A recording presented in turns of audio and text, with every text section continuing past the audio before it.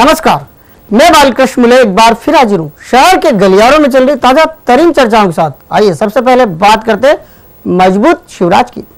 कांग्रेस के युवराज यानी राहुल गांधी भले ही मध्य प्रदेश के सांसदों से मुलाकात में ये कहे कि शिवराज सिंह को हवा न बनाओ, लेकिन राहुल बाबा को ये नहीं मालूम कि इस प्रदेश में तो शिवराज ही मजबूत है और शिवराज के कारण ही भाजपा।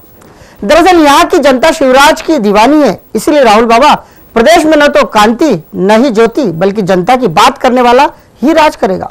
शायद शिव के पास भी यही राज है, इसीलिए वो लगातार राज कर रहे हैं।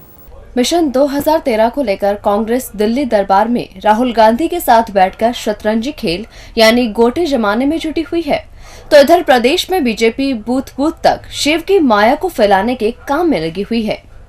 कांग्रेस के उपाध्यक्ष राहुल गांधी ने जब मध्य प्रदेश के सांसदों की बैठक कर उन्हें चुनावी घुट्टी पिलाई तो एक बार फिर चुनावी हलचल तेज हो गई। राहुल गांधी के उस कहे की सबसे ज्यादा चर्चा प्रदेश भर के गलियारों में हो रही है, जिसमें वो ये कह बैठे कि मुख्यमंत्री शिवराज सिंह चौहान को हवा न बनाओ, उनकी सीधी टक्कर बीजेपी से है। अब जब से राहुल गांधी ने दो टूक शब्दों में ये बात कही है, तभी से बाबा की कही बात चर्चा का विषय बन गई है।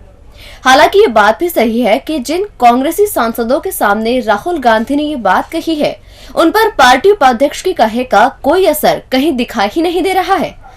राहुल गांधी तो अपनी बात बोलकर गोल हो गए, लेकिन उनकी कही बात से आम लोगों में नई चर्चा चल पड़ी है। शहर के गलियारों से राहुल गांधी की कही बात का जवाब आया है। अब आम लोग ये कह रहे हैं कि बाबा यहाँ तो यानी प्रदेश में शिवराज सिंह चौहान ही मजबूत है, यहाँ आपके कांति यानी चमक और ज्योति यानी प्रकाश का वो वजूद ही नहीं है जो शिवराज का है। हाँ, यहाँ पर शिवराज के राजयोग के आगे बीजेपी भी दूसरे क्रम पर दिखाई दे रही है। भले ही लोग बीजेपी को कटघरे में रख रहे हैं, लेकिन शिवराज सिंह को लेकर आम लोगों में जबरदस्त उत्साह है। प्रदेश में रहने वाले अंतिम पंक्ति के मतदाताओं में भी शिवराज के प्रति दीवानगी देखी जाती है। दरअसल इस दीवानगी के पीछे वो लाभ बताए जा रहे हैं जो सीधे आम लोगों को मिल रहे हैं। शिवराज सिंह चौहान की योजनाओं को पूरे देश में पसंद किया जा रहा है। इन चर्चाओं में आम लोगों की पहली पसंद मुख्यमंत्री है और फिर दूसरी पसंद बीजेपी। इसके पीछे के कारणों में संगठन में अस्थिरता, आपसी खींचतान, भोजशाला जैसे मुद्दे के लोग जिम्मेदार बताते हैं। खैर छोड़िए, राहुल बाबा की कही एक बात से जो चर्चा निकली थी वो अब घर घर तक पहुंच चुकी है और उसकी चर्चाएं भी जमकर की जा रही है। बीजेपी इन दिनों एक अभियान चला रही है जिसे नाम दिया गया है महा जनसंपर्क अभियान का, लेकिन ये अभियान महज औपचारिक अभियान बनकर रह गया है। भले ही प्रदेश भाजपा संगठन ने इसकी समीक्षा के लिए वरिष्ठ नेताओं को जिम्मेदारी सौंप दी हो, लेकिन जमीनी हकीकत तो कुछ और ही बयां करती है। अब इसी बात से अभियान का अंदाजा लगाया जा सकता है कि भाजपा के नगर मुखिया ने दावा कर दिया है कि शहर में 40% लोगों से वो महाजनसंपर्क अभियान कर चुके हैं, जबकि उनके कहे पर प्रश्न खड़े करने वालों की कोई कमी नहीं है। 25 फरवरी यानी संत रविदास की जयंती के अवसर पर मुख्यमंत्री शिवराज सिंह चौहान, भाजपा के प्रदेश अध्यक्ष नरेंद्र सिंह तोमर और संगठन महामंत्री अरविंद मेनन ने प्रदेश में एक अभियान का श्री गणेश किया था, जिसे नाम दिया गया महाजनसंपर्क अभियान। इस अभियान को प्रारंभ हुए यूं तो 2 हफ्ते बीत चुके हैं, लेकिन कहीं से भी इस महाजनसंपर्क अभियान की वो बात नजर नहीं आती है जिससे ये महाजनसंपर्क लगे या दिखाई दे। बात प्रदेश में भाजपा के सबसे मजबूत गढ़ कहे जाने वाले इंदौर नगर की करें तो यहाँ के नगर मुखिया यानी शंकर लालवानी ने यह दावा कर दिया है कि नगर में 40% काम पूरा हो गया है और बचा हुआ 60% महाजनसंपर्क आने वाले 2 हफ्तों में पूरा कर लिया जाएगा। लालवानी का ये कहना उन्हें ही कटघरे में खड़ा करता दिखाई दे रहा है। वस्तुस्थिति लालवानी स्वयं जानते होंगे, लेकिन जब से लालवानी का ये बयान बाजार में आया है, बीजेपी कार्यालय के अलावा सभी ठियों पर चर्चा का विषय बन गया है। इस बयान के मायने निकाले जा रहे हैं। कहा जा रहा है कि लालवानी ने पार्टी के इस फिसड्डी अभियान की समीक्षा से पहले ये बात कैसे कह दी। इस अभियान की समीक्षा तो 2 बड़े नेता यानी कप्तान सिंह और विक्रम वर्मा को करनी है। क्या ऐसा तो नहीं कि लालवानी चाहते हो कि जब समीक्षा के लिए विक्रम वर्मा और कप्तान सिंह सोलंकी आए तो उनके कानों तक ये आंकड़े पहुंच जाए, जिससे वो भी समीक्षा की औपचारिकता निभाकर अपनी रिपोर्ट प्रदेश संगठन तक आगे बढ़ा दें। दरअसल सच तो यह है कि बीजेपी का महाजनसंपर्क अभियान पूरी तरह से फिसड्डी साबित हो रहा है और ये बात हम नहीं कह रहे बल्कि बीजेपी दफ्तर के गलियारों से ही बाहर आ रही है। नेता बकायदा उन सक्रिय नेताओं की पोल खोल रहे हैं जो अभियान के नाम पर केवल कथा, अस्पताल, राजधानी और इधर उधर मुंह दिखाई दे रहे हैं। अब कहने वाले न तो मंडल अध्यक्षों को कुछ कह रहे हैं, न ही महामंत्रियों को, लेकिन जिस तरह से नगर अध्यक्ष शंकर भैया ने अपने बयान से पार्टी को भ्रमित किया है, उससे जरूर संगठन के सच्चे सिपाही परेशान हो उठे हैं। दरअसल अभियान खुद भूल भुलैया के दौर में है। बीजेपी का ये अभियान 12 दिनों में कुल 4 वार्डों तक भी ठीक तरीके से नहीं पहुंच पाया है और ऐसे में 40% अभियान के पूरा होने के बाद करना चुनावी साल में कार्यकर्ताओं को बेमानी लग रही है। अंतर्राष्ट्रीय महिला दिवस पर आपको ये सुर्खी खुशी देगी या फिर हट करेगी, ये बात तो आप ही जानो। लेकिन यह पूरी तरह से सच है कि केवल इंदौर जिले में अब तक हुई शराब ठेकों की नीलामी में 3 महिला शराब ठेकेदारों ने बाजी मार ली है। हालांकि शराब के ठेके लेने के लिए प्रदेश भर से 7 महिला शराब ठेकेदार कतार में थी, लेकिन सफलता केवल 3 को ही हाथ लगी। अब ऐसे में इस अंतर्राष्ट्रीय महिला दिवस पर यह चर्चा चल निकली है कि अब महिलाएं केवल शराबबंदी तक सीमित नहीं रही है, बल्कि वो सीधे ठेके लेने में भी रुचि ले रही है। मतलब अब कोई काम नहीं जिसमें नारी का नाम ना हो। अगले माह से नया वित्तीय वर्ष शुरू हो जाएगा और अधिकांश शराब की दुकानों के ठेकेदार भी नए हो जाएंगे। इन दिनों प्राप्त निविदाओं के आधार पर ठेके आवंटित करने की प्रक्रिया से आबकारी विभाग गुजर रहा है। अब तक 76 में से 34 समूहों के ठेके आवंटित किए जा चुके हैं और 33 समूहों का फैसला बाकी है। इस सरकारी कवायद के बीच सबसे खास बात यह है कि अंतर्राष्ट्रीय महिला दिवस से महज एक दिन पहले ही 3 महिलाओं को शराब के ठेके आवंटित किए गए। दरअसल प्रदेश के अलग अलग हिस्सों में कुल 7 महिलाओं ने शराब ठेके लेने के लिए नीलामी में हिस्सा लिया था और 4 महिला ठेकेदार इसमें असफल रहीं, लेकिन बाकी 3 महिलाओं को इस काम में भी सफलता मिली है। जब विशेष अवसर यानी अंतर्राष्ट्रीय महिला दिवस पर महिलाओं को शराब के ठेके आवंटित होने की सुर्खी बाजार में आई तो हर शख्स इस पर बहस के साथ साथ चर्चा करने पर उतारू हो गया है। अंतर्राष्ट्रीय महिला दिवस पर समान अधिकार का नारा हर गली महिला संगठन बुलंद कर रही थी, लेकिन इस जीत पर कहीं कोई चर्चा नहीं हुई। महिला दिवस मना रही महिलाओं के नाम से शराब के ठेके खुलने की बात पर जरूर कुछ न कह पा रही हो, लेकिन हाँ इतना जरूर है कि शराब बंदी पर मुखर होने वाली महिलाओं को जरूर इस सुर्खी ने कुछ हर्ट किया होगा। लेकिन इस सुर्खी ने असमानता का माहौल खींचने वालों का भी मुंह बंद करने का काम किया। लोग गाहे बगाहे ही सही, लेकिन गलियारों में खड़े खड़े ये तो कहने ही लगे हैं कि अब तो महिलाओं के शराब के ठेके हैं, फिर कैसा पिछड़ापन। हर मोर्चे पर नारी शक्ति साथ साथ है, फिर न कहना हमने उन्हें साथ साथ आने से रोका है। देखो उसी का ही नतीजा है कि काम कोई भी संभाले, बिना शराब ठेकेदार तो वही महिला कहलाएगी जिसके नाम से ठेका है। फिर चाहे जिसे भला सोचना है वो भला सोचे और जिसे बुरा कहना है वो बुरा कहे। हम तो उनके साथ हैं जो हर काम में हमारे यानी संपूर्ण समाज के साथ साथ है। केवल मध्य प्रदेश पुलिस में ही सिंघम नहीं है, इंदौर नगर निगम में भी ऐसे अफसर है जो लगातार अपना सिंघमी रूप दिखाते ही रहते हैं।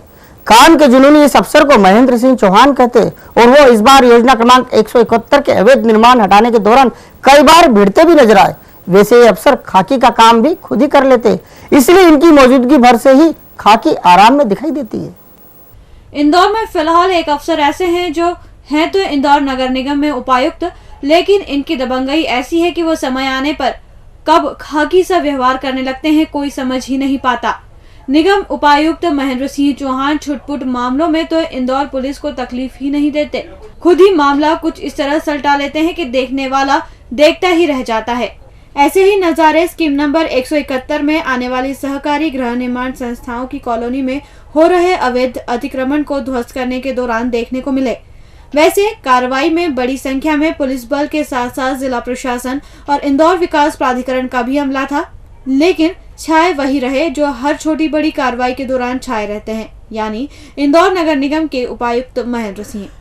जैसे ही चिन्हित मकानों पर जेसीबी तनी नहीं कि रहवासियों ने जमकर विरोध दर्ज कराना शुरू कर दिया। माहौल यकायक ही ऐसा बिगड़ा कि रहवासियों ने अभद्रता ही शुरू कर दी। धीरे धीरे खाकी ने भी मुंह फेरना शुरू कर दिया। कार्रवाई के दौरान एक परिवार ने तो खाकी को ऐसा निशाना बनाया कि उस परिवार ने सारी हदें पार कर दी। खाकी लगातार इस परिवार को समझाती रही, लेकिन वो नहीं माना। देखते ही देखते परिवार खाकी के साथ बदतमीजी पर उतर आया और बस यही बात इंदौर नगर निगम के उपायुक्त महेंद्र सिंह को ऐसी नागवार गुजरी कि फिर वो मैदान में आ गए। महेंद्र सिंह बनाम सिंघम ने खाकी को खरी खरी सुना रहे उस परिवार को सख्त लहजे में ऐसा सबक सिखाया कि मामला ही रफा दफा हो गया। मतलब कि जो काम खाकी नहीं कर पाई उस काम को निगम के सिंघम ने कर दिखाया। वैसे इस लंबी मूंछों और काले चश्मे वाले साहब के और भी ढेर सारे किस्से हैं जो शहर से लेकर निगम के गलियारों में हर दिन गूंजा करते हैं। क्यों, कहने वाले तो यही कहते हैं, साहब का मिजाज ही कुछ निराला है। एक छात्रा के सामूहिक दुष्कर्म करने वाले दुष्कर्मी की सजा क्या हो, इसे लेकर पूरा शहर मौन है। शहर को कलंकित करने वाली इस घटना को भी क्या हमने आम घटना मान लिया है? ये बातें भले ही समझ से परे हो, लेकिन शहर के गलियारों में फिलहाल इस तरह के सामूहिक दुष्कर्म पर अभी चर्चा होना बाकी है। अभी तो शहर के बाशिंदे केवल इतनी भर चर्चा कर रहे हैं कि आखिर ऐसे दरिंदों के साथ क्या बर्ताव किया जाए। राला मंडल इलाके में लॉ की एक छात्रा के साथ 1 माह पहले सामूहिक दुष्कर्म हुआ और इसकी शिकायत पूरे 1 माह बाद की गई। इस मामले में एक छात्रा का करीबी दोस्त और अन्य 6 लोगों को पुलिस ने हिरासत में लेकर आम बदमाशों सा व्यवहार कर उन्हें जेल की 4 दीवारी के पीछे डाल दिया। लेकिन रह रहकर शहर के गलियारों में एक बात चर्चा का विषय बनी हुई है और वो ये है कि क्या सामूहिक दुष्कर्म के जिम्मेदारों के साथ आम घटनाओं सा व्यवहार होना चाहिए। दरअसल इस मामले में पुलिस की भूमिका निसंदेह काफी सराहनीय कही जा रही है, लेकिन फिर भी मन में एक कसक है कि क्या पुलिस ने जल्दबाजी में इन 7 दरिंदों के साथ आम अपराधियों सा व्यवहार तो नहीं कर दिया। कहीं पुलिस ने सामूहिक दुष्कृत्य के मामले में तुरंत साक्ष्य जुटाकर दुष्कर्मियों को कुछ ज्यादा ही जल्दी तो न्यायिक हिरासत में नहीं भेज दिया। जब से 7 दरिंदे जेल पहुंचे हैं तभी से शहर के गलियारों में उन्हीं की चर्चाएं हो रही है। कहा जा रहा है कि आखिर ऐसे लोगों के साथ क्या व्यवहार यानी क्या बर्ताव होना चाहिए जिन्होंने शहर को कलंकित करने में कोई कसर ही नहीं छोड़ी। हालांकि छात्रा के साथ जो हुआ उस घटनाक्रम का ब्यौरा ही कुछ ऐसा रहा कि छात्रा के पक्ष में कहीं कोई माहौल खड़ा ही नहीं हुआ, लेकिन फिर भी शहर के गलियारों में इस सामूहिक दुष्कर्म की चर्चाएं खूब हुई।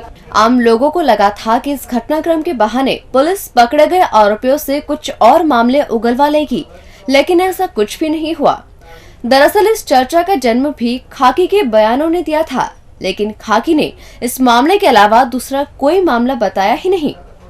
आम लोगों को लगा था कि सामूहिक दुष्कर्म के इन्हीं आरोपियों से खाकी कुछ और हरकत भी उगलवा लेगी, लेकिन अब कहा जा रहा है कि पुलिस की जल्दबाजी कुकर्मियों को कहीं बचा तो नहीं ले गई। इस घटना के बाद गांव के गलियारों में एक आशा जागी थी और वो ये कि सालों से इस तरह के कर्म करने वाले खाकी के चंगुल में होंगे, लेकिन ऐसा कुछ नहीं हुआ और ऊपर से चर्चा भी शुरू हो गई कि दुष्कर्मियों से पुलिस चाहकर भी वो व्यवहार नहीं कर सकती जैसा व्यवहार ऐसे मामलों में किया जाना था। अब जब से ये मामला खाकी के हाथ से जाता जा रहा है तभी से शहर की गलियारों में चर्चाएं की जा रही है कि क्या बर्ताव करना चाहिए ऐसे दुर्दांत दुष्कर्मियों के साथ। और अंत में बात करते हैं परीक्षाओं के मौसम की। एक बार भी परीक्षाओं का मौसम आते ही वो ठिये सजने लगे जहां से पढ़ने लिखने वाले छात्र छात्राओं को गुमराह किया जाता है, लेकिन ना पढ़ने वाले इन्हीं ठियों के भरोसे साल भर लगे रहते। इसे छात्र छात्रा आईएमपी प्रश्नों के ठिये भी कहते। ये ठिया इस सत्र में अब तक 2 बार सज चुका है, लेकिन इस पर अभी तक खाकी की नजर नहीं पड़ी। हालांकि तीसरी आंख यानी मीडिया की नजर जरूर पड़ चुकी है। परीक्षाओं का मौसम आते ही हर साल की तरह ही इस साल भी आईएमपी प्रश्नों के ठिये सजना शुरू हो गए हैं। हालांकि ये बात सही है कि अब पुराने समय सा माहौल किसी भी ठिये का नहीं है, न ही उतना आईएमपी में दम है। यही वजह है कि अब इन ठियों पर वो रंगत नहीं दिखाई देती। अब तक 10वीं के 2 पर्चे हो चुके हैं और कक्षा 12वीं के 2 पेपर छात्र दे चुके हैं। 10वीं कक्षा के दूसरे पर्चे की पहली रात फिर आईएमपी प्रश्नों का खेल खेला गया। ये खेल शुरू तो होता है देर रात से, लेकिन चलता है छात्र छात्राओं के परीक्षा में बैठने से पहले तक। आईएमपी के इस गोरख धंधे के नाम पर स्कूली छात्र छात्राओं से जमकर वसूली भी की जा रही है। हालांकि कहा जाता है कि पढ़ने लिखने वाले छात्र इस झमेले में कम ही पढ़ते हैं, लेकिन इन आईएमपी प्रश्नों को नजर भर पढ़ना नहीं छोड़ते। आईएमपी के इन ठियों पर उन छात्र छात्राओं और उनके परिजनों की भीड़ सबसे ज्यादा उमड़ती है जो पढ़ाई में कमजोर होते हैं और अंतिम समय में इन ठियों के भरोसे परीक्षा में जा बैठते हैं। हालांकि ये बात भी सच है कि ठिये चलाने वाले खुद ज्यादा पढ़े लिखे नहीं है, लेकिन वो इन दिनों 10वीं और 12वीं के छात्र छात्राओं का भविष्य संवारने का दावा भर रहे हैं। अभी इन आईएमपी प्रश्नों के गलियारों में खाकी नहीं पहुंच पा रही है, लेकिन आईएमपी जरूर परीक्षार्थियों तक पहुंच रही है। अब अगला पर्चा 12 मार्च को है, फिर ठिये सजेंगे। इससे पहले 12वीं का ठिया भी सजना तय है, लेकिन अब ये गलियारे बदल दिए जाएंगे और ज्यादातर काम सख्ती के साथ मोबाइल फोन पर आ जाएगा। अब ऐसे में बड़े कोई भी चर्चा करे, लेकिन 10वीं और 12वीं के छात्र केवल आईएमपी की जुगाड़ और उसी की चर्चा कर रहे हैं। डीजी न्यूज के खास कार्यक्रम गलियारों से को आप यूट्यूब पर भी देख सकते हैं। गलियारों से के आज के अंक में फिलहाल इतना ही। ताजा खबरों के लिए आप देखते रहिए डीजी न्यूज।